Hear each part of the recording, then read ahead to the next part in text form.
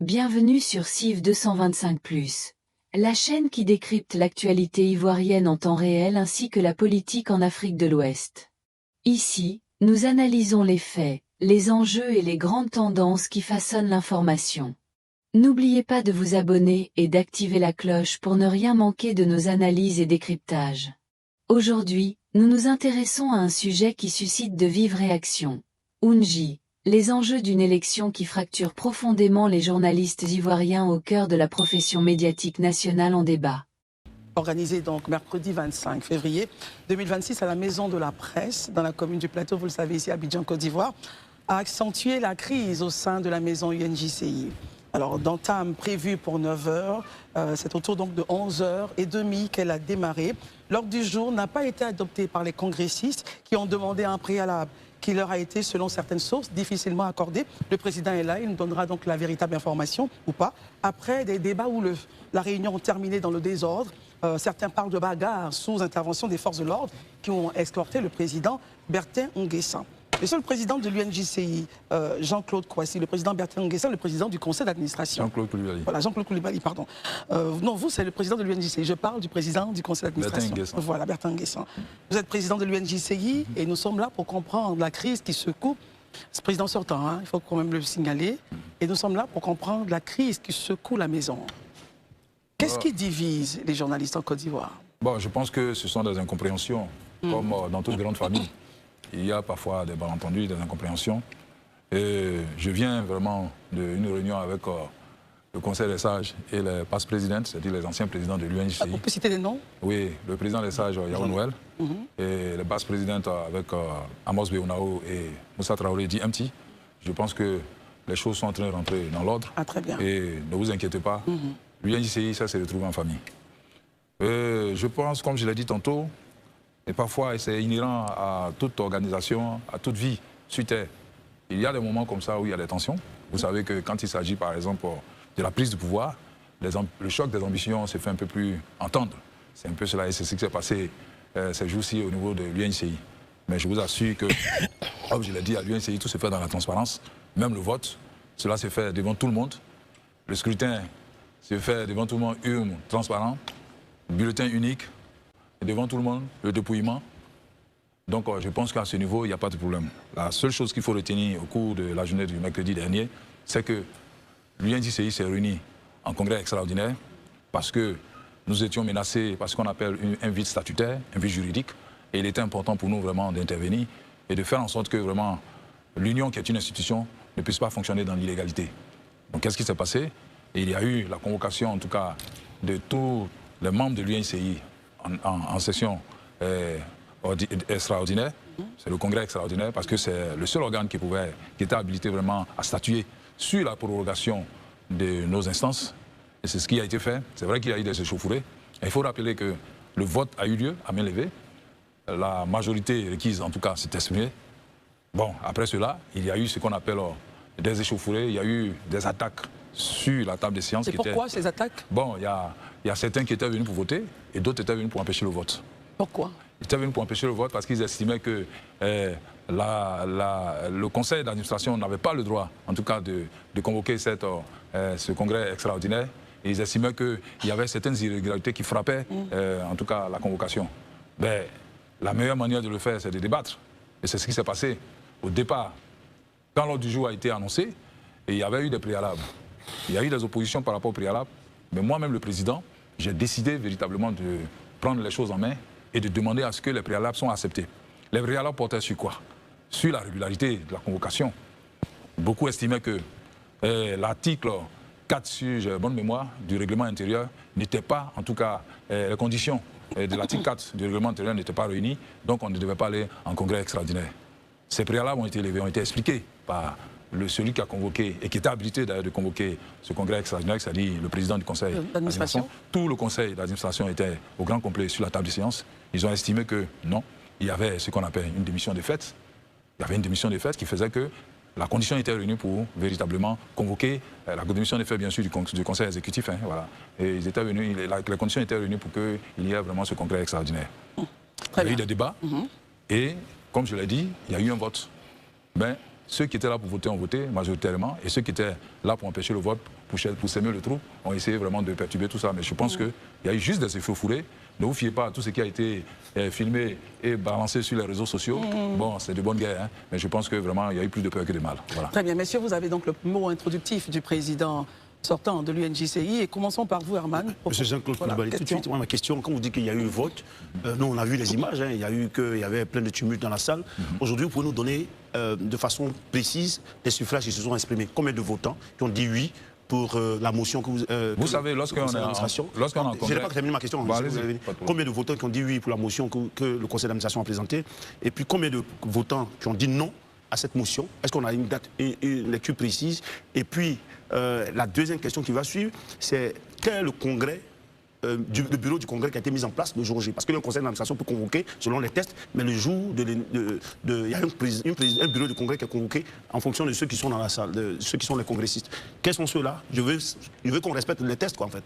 Allez-y, Monsieur le Président. Non, je pense qu'il faut faire attention, puisque tout le monde nous regarde. Il faut faire la différence entre ce qu'on appelle un congrès ordinaire, un congrès vraiment simple, ordinaire, et un congrès extraordinaire. C'est-à-dire les deux ne répondent pas véritablement au type d'organisation, c'est différent. Mais dans le cas c'est vrai, lorsque vous regardez l'ATICIS, je précise bien, l'ATICIS par un règlement intérieur parle justement de comment on organise ce qu'on appelle un congrès. Mais ce n'est pas véritablement le cas. Nos tests ne disent pas que c'est le cas, par exemple, le congrès extraordinaire. Celui qui convoque le congrès extraordinaire, celui qui préside le congrès extraordinaire. Et c'est pourquoi on parle d'ordre du jour unique. Et c'est sur ça que tous les débats se sont faits. Il a une relance à faire. Et véritablement, comme vous le dites, dans un congrès extraordinaire, c'est à main levée. Il n'y a pas de scrutin. Il va intervenir. Il n'y a pas, comme on appelle ça, de scrutin secret. C'est à main levée. Il va intervenir. Je suis mieux passé que vous pour connaître les tests. Oui, mais permettez à ce qu'il intervienne, s'il vous plaît. Voilà, je pense qu'à ce niveau-là, nous n'allons pas faire le débat. Monsieur le Président sortant, permettez à ce qu'il intervienne quand même, s'il vous plaît. Allez-y. Je ne vais pas revenir là-dessus. Oui, mais l'article 13-14, ça concerne quel type de congrès? Permettez qu'il pose sa question. Un congrès ordinaire, un congrès extraordinaire, son grand frère, c'est le congrès ordinaire. Il n'y a pas de procédure différente. Non, vous faites de l'interprétation. Il termine. Vous ne faites pas d'interprétation. Les tests d'une association, d'une organisation précisent les conditions de prise de parole, de vote, de scrutin et autres dans un congrès ordinaire.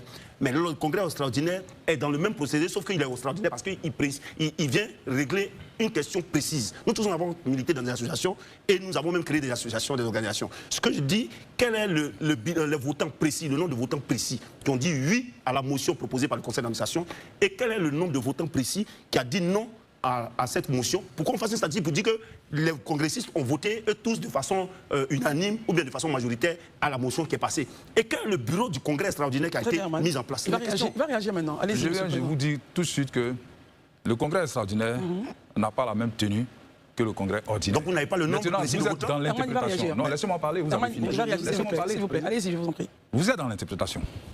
Je vous explique comment se fait le congrès extraordinaire, comment ça se déroule. Le congrès extraordinaire est toujours convoqué, comme on le dit, à un ordre du jour unique. Quand vous regardez nos tests, vous allez vous rendre compte qu'on parle plutôt du congrès et du congrès ordinaire. On ne parle pas, on ne précise pas que c'est le congrès extraordinaire. Donc quand vous essayez d'élargir ce qui se dit au niveau du congrès, au congrès extraordinaire, vous êtes en train de faire de l'interprétation. Donc on vient de régir un congrès extraordinaire? Non, je ne sais pas ce que j'ai dit. Je vous explique que dans la pratique de l'UNJCI, lorsqu'on convoque un congrès extraordinaire, il y a un ordre du jour sur lequel on débat. Le ordre du jour unique sur lequel on débat. Et le vote, le scrutin se fait à main levée. Et ce qui s'est passé le mercredi passé, c'est qu'à main levée, la majeure partie... Mais même à main levée, on compte les nombres de doigts qui sont levés, les nombres de mains qui sont levés. Quels sont les nombres de mains qui ont voté? Je vous explique pourquoi. Qu'est-ce qui s'est passé? C'est ça qui m'inquiète. Vote à main levée, la majorité... La majorité est exprimée comme... Non, je ne vous interromps pas. Laissez-moi parler. On est dans une pédagogie, les gens nous regardent. La question que le ministre il y a le formulaire pour qu'ils comprennent. À main levée, il y a eu combien il faut simplement, oui, très bien. Dis-lui de laisser parler ou bien je quitte le plateau. Non, vous ne quittez pas le plateau, s'il vous plaît. Laissez-le s'exprimer. Dis-lui de me laisser parler. Laissez-le s'exprimer. Il est là pour expliquer. J'explique, je dis qu'il y a eu le vote à main levée. Et qu'est-ce qui s'est passé? Il y avait des personnes qui étaient venues pour perturber le congrès extraordinaire. Des personnes qui sont venues perturber. Là, dès qu'il y a eu le vote à main levée, il y a eu la majorité à lever la main. Qu'est-ce qui s'est passé? La table de séance a été agressée. Et celui qui a convoqué le congrès extraordinaire, qui est le président du conseil d'administration, a dit, eu égard à ce qui se passe en ce moment, et à l'agression dont est victime, par exemple, la table de séance, c'est-à-dire les 5 membres du conseil d'administration, le vote est acté. Le vote est acté. Donc, dû à l'atmosphère et à l'agression, automatiquement, c'est ce qu'il a dit. Le vote est acté. on ne peut pas faire un décompte comme vous le convenez, dans une telle atmosphère. Quand on dit le vote est acté, mais c'est fini. Ça veut dire qu'on a fini et il a dit la science est levée. Donc le compte est acté et en même temps, il a dit clairement que la prorogation des instances de l'UNJCI est actée également. Et c'est ce qui s'est passé. Ça fait partie véritablement des pratiques et des coutumes des différentes associations. On ne va pas revenir là-dessus. Nous, on a déjà consigné cela. Il y a eu un constat d'huissier et nos instances ont vu véritablement les mandats prorogés. Alors, monsieur le Président, il fait une dernière relance. C'est en cela que certains journalistes disent que ça a un coup de force. Mais je reviens à ma question. Il n'y a pas eu de coup de force. Vous dites que le vote a été acté, mais le vote, c'est ce qu'on reproche souvent à la suite, un vote, il s'exprime par le suffrage. Aujourd'hui, la question que vous posez, c'est que vous n'arrivez même pas à répondre, vous n'êtes pas capable de dire quel est le nombre de mains levées qui a décidé. Je vous ai répondu, j'ai dit les circonstances dans lesquelles le vote, le scrutin s'est déroulé. Il a déjà réagi à cette question. On a acté parce que véritablement, il n'y avait pas, comme on le dit, les conditions réunies. Il n'y a pas eu de vote. Il y a eu de vote, monsieur. Il y a eu un vote. Merci. Merci, Herman. Daouda. Voilà. Président, moi je vous ai écouté tout à l'heure avec beaucoup de patience. La première des choses, tout à l'heure, vous avez dit que vous avez eu un constat d'huissier. C'est bien ça? Et que dit le constat d'huissier?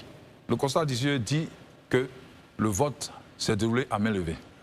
Et la majeure partie des congressistes qui étaient dans la salle ont dit oui pour la prorogation de nos instances. D'accord. Au moment, comme je le dis, c'est clair, les circonstances dans lesquelles s'est déroulé le vote, on peut en parler. Mais toujours est-il, ce que vous devez retenir, c'est que majoritairement, en tout cas, la prorogation de nos instances ont été faites. Président, moi, avec ce que vous venez de dire, je m'inscris en faux. Vous savez pourquoi? C'est votre avis, c'est votre droit aussi. C'est pas mon avis, c'est pas mon avis et c'est effectivement mon droit comme vous le dites. Mais j'ai pris la peine de contacter le commissaire de justice en question. Je l'ai contacté je vous écoute. Et il m'a expliqué que oui, il y était. Vous avez dit tout à l'heure que le constat d'huissier dit. Et le commissaire de justice en question dit que c'est à partir de la semaine prochaine que lui va faire son rapport. Donc, Non, ne confondez pas les choses. Permettez, le petit jeu dans le cas où vous le permettez, s'il vous plaît. Vous savez, en fait, Daouda, à la différence des Herman, j'essaie d'aller vraiment avec la pédale douce pour qu'on puisse se comprendre. La conclusion de votre propos, ça implique quoi avant qu'il ne réagisse? Parce qu'en fait, juste après le congrès, qu'on appelle ça, le congrès extraordinaire, c'est bien ça qui a eu lieu. Je pense que c'est le conseil d'administration ou le conseil exécutif qui a sorti un communiqué pour dire que le commissaire ils ont fait le congrès tout et tout, et le commissaire de justice a acté. Sauf que, moi j'ai pris attache avec ce dernier qui me dit qu'il y était. En l'état actuel des choses, il ne peut rien dire, puisqu'il a son mandat. Donc il doit déposer son rapport sur son mandat. Avant toute conclusion. Avant toute conclusion. Donc il n'a pas encore donné de conclusion. C'est un tiers, lui vient en tant que témoin.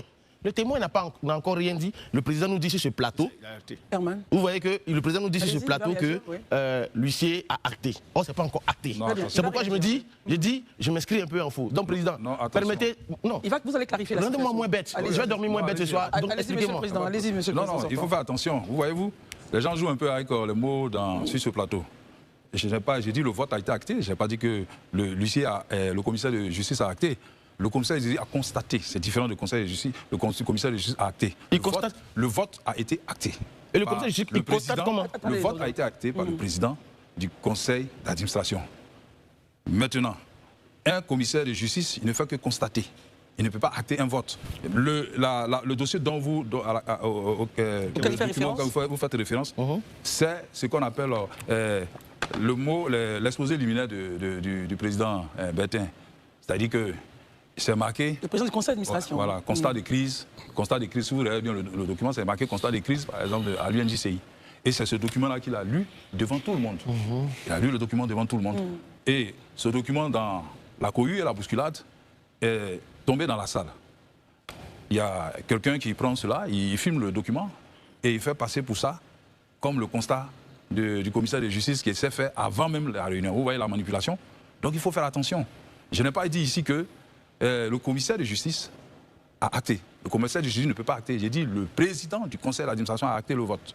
Mais le commissaire de justice a constaté. Donc il faut faire D'accord, on va essayer alors d'avancer. L'autre chose, on va revenir encore sur l'article 4. Vous permettrez que je lise l'article 4 pour tout le monde. Allez-y. Qui dit que la session extraordinaire du Congrès peut être convoquée suite à une crise grave dans les conditions suivantes. Première condition, par le conseil d'administration en cas de démission d'au moins 2/3 des membres du conseil exécutif. Deuxième, il peut être convoqué par le conseil exécutif en cas de démission en bloc du conseil d'administration. Et puis, troisième condition, par les 2 tiers des membres de l'UNJCI en cas de démission en bloc des 2 instances. Président, avec cet article que je viens de lire, est-ce que le président du Congrès peut, de façon valable, s'asseoir devant les journalistes et dire que nous sommes face à une démission de fait? Pourtant, moi, de mon point de vue, et là je suis d'accord avec vous, de mon point de vue, vous avez rusé avec le temps pour ne pas organiser un congrès. Voyant la forclusion de votre bureau exécutif, finalement, je vais utiliser le mot qu'Herman a utilisé, vous essayez un passage en force. Est-ce que c'est pas ce qui a passé clairement? Non, c'est-à-dire que vous faites vraiment des... c'est-à-dire que... Allez-y, allez-y. C'est-à-dire vous tenez des propos tendancieux. Vous ne pouvez pas dire que nous avons rusé avec le temps. Si, vous avez rusé avec le temps. Mais laissez-le répondre. Laissez-le répondre. Des accusations si graves. Je vais le dire pourquoi. Ce sont des accusations très graves. Ce ne sont pas des accusations très graves. Laissez-le répondre. Non, il a posé une question, il est important que je lui réponde. Ça va lui permettre d'être plus à l'aise. Vous allez réagir, mais allons-y, monsieur le Président. Le procès de l'UNJCI, on ne peut pas dire sur ce plateau que nous avons usé du dilatoire pour pouvoir nous-mêmes nous rendre folklore. C'est-à-dire ça tombe des sens, ça n'a aucun sens. C'est pas ce que j'ai dit. C'est ce que vous êtes en train d'insinuer. Je le dis. C'est ce que vous êtes en train d'insinuer. Vous êtes en train d'insinuer que... Non, je n'insinue pas, je le dis, je l'affirme. L'UNJCI que je suis a manœuvré, a fait du dilatoire pour être folklore. Ça n'a aucun sens. Je ne peux pas me faire moi-même à Rakiri. Comment quelqu'un peut se saborder lui-même? Nous avons tout fait. Nous avons concédé tout pour que véritablement il y ait des élections à la date. Ça veut dire concéder tout. Concéder, ça veut dire que lorsque nous avons eu la rencontre avec le ministre le 11 février, la liste Marie-Laure Ngouran a estimé que la liste qui avait été publiée pour la première fois de l'histoire de l'UNJCI à la Maison de la Presse était truffée véritablement de personnes. La liste électorale. La liste électorale qui ne devait pas y être. Et donc, ils estimaient qu'il fallait mettre en place une commission paritaire pour pouvoir procéder à l'élaboration d'une liste consensuelle. Mais c'est ce qui a été fait. Et c'est ce que nous avons fait. En violation de nos tests. Et mieux, qu'est-ce qui s'est passé? Ils ont demandé à ce que nous intégrons les primo-votants. Que disent nos tests? Pour vraiment être électeur à l'UNJCI, il faut au moins 3 mois de présence, d'activité au sein de l'Union.